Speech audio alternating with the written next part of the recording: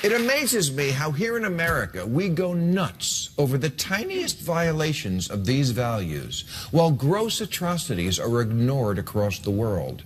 Jonah Hill yells, "Suck my at the paparazzi," and an entire nation goes into Twitter outrage until he is forced to perform that most debasing of acts, the talk show apology tour.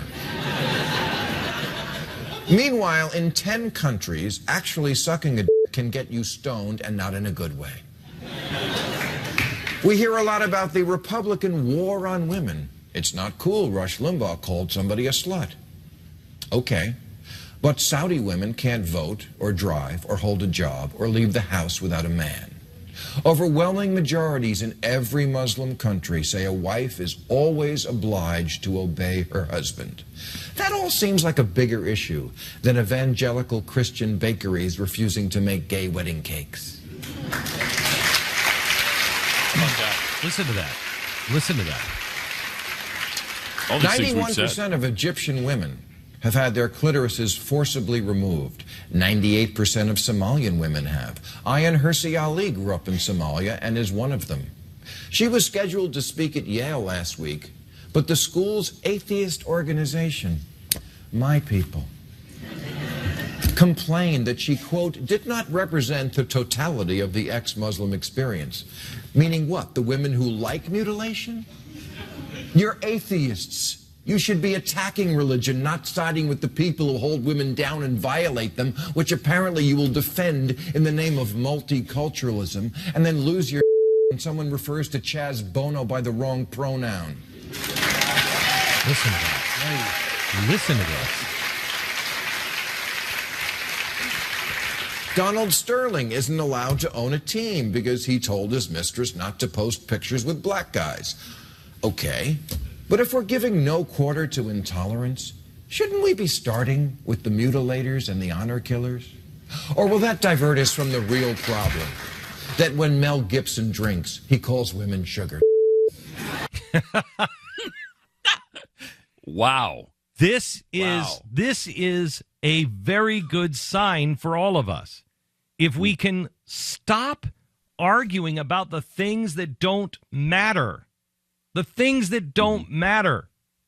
Tell me that there's not a ton in there that you can actually reach across the aisle to somebody like Bill Maher and say, Bill, I disagree with you on a lot of things, but on this, and this, you're absolutely right. Mm-hmm. Years ago, I met George Clooney, and it was in Radio City, and he was walking by my studio, and I left the broadcast and said to Sue, just take it for a minute. Left the broadcast and went out into the hallway, and I sat down with him for about 5 or 6 minutes. And I said, George, I know that there's a lot of stuff that we disagree on. I know that. But on a few things, we really agree. Darfur is one of them. It doesn't have to be me. But I know there are other people like me from my side that are just as concerned about Darfur as you are. If we would just put our other differences aside and say, hey, Here's a group of people over here on the right that feel the same way, and here are people on the left that feel the same way. Can't we all come together, put these stupid differences aside? You want to solve it through the UN? Great. I don't think that's going to work. We want to solve it this way.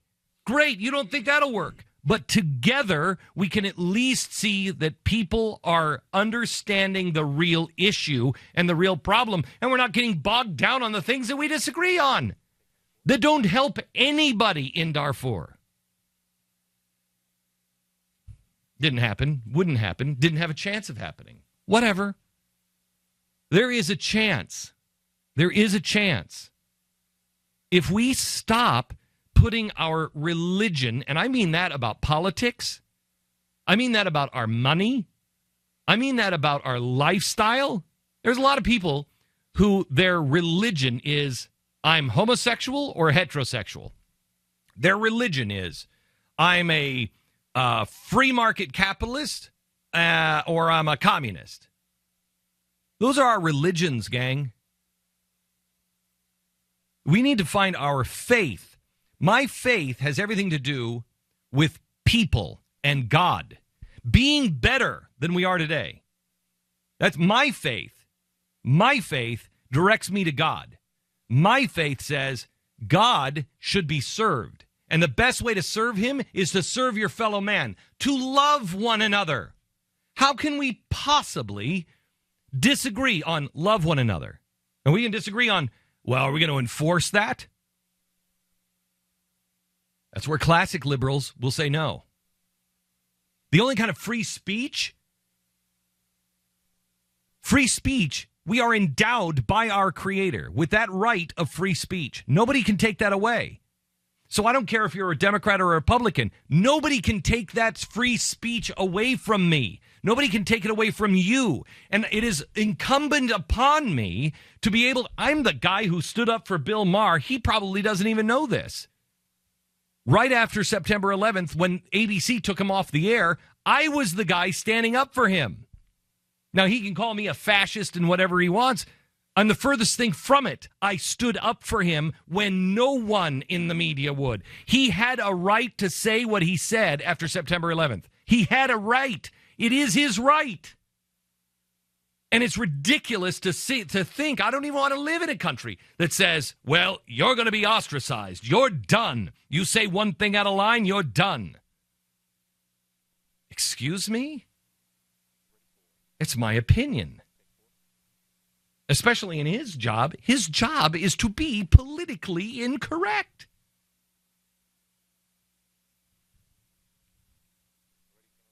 We have an opportunity. But we have to look beyond the small things.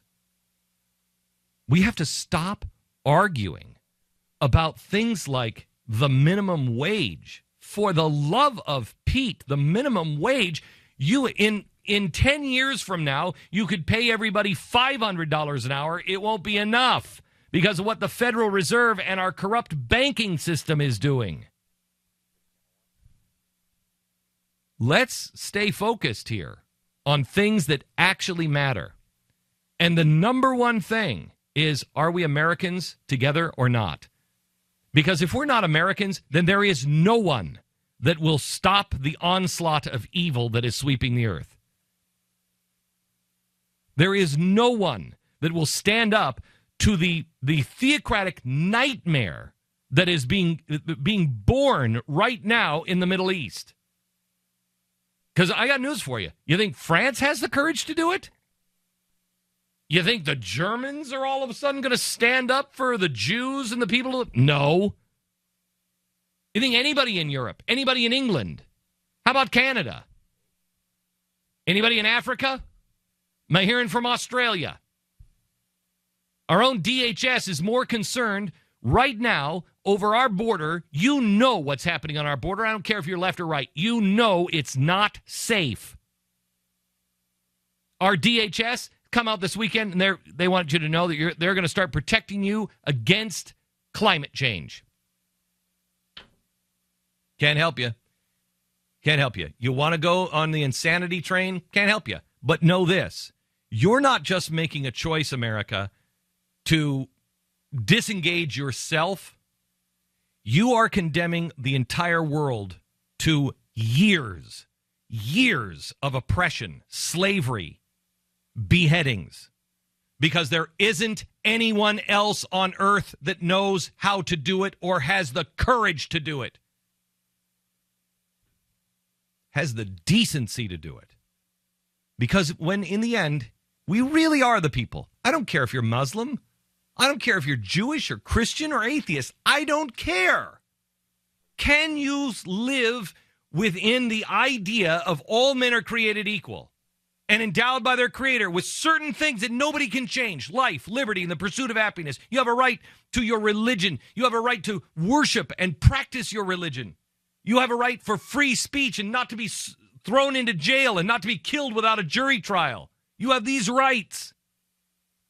Nobody else understands those like Americans do, and I fear that we have lost our understanding of those things as well because we're angry inside.